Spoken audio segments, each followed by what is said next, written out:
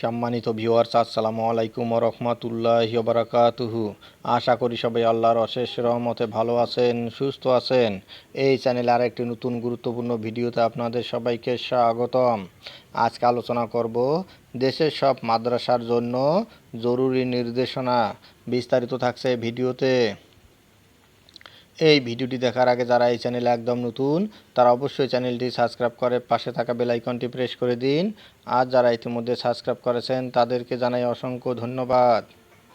দেশের সব মাদ্রাসার জন্য জরুরি নির্দেশনা।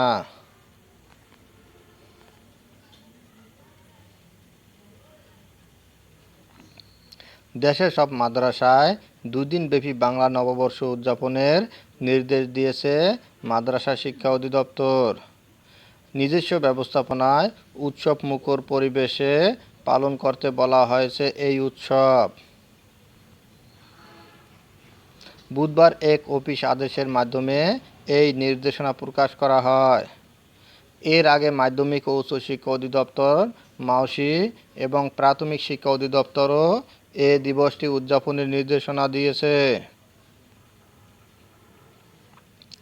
অফিস আদেশে বলা হয়েছে, দেশের সব মাদ্রাসায় নিজস্ব ব্যবস্থাপনায় উৎসব মুখর পরিবেশে এবং সাড়ম্বরে 2 দিনব্যাপী অনুষ্ঠান আয়োজন করতে হবে।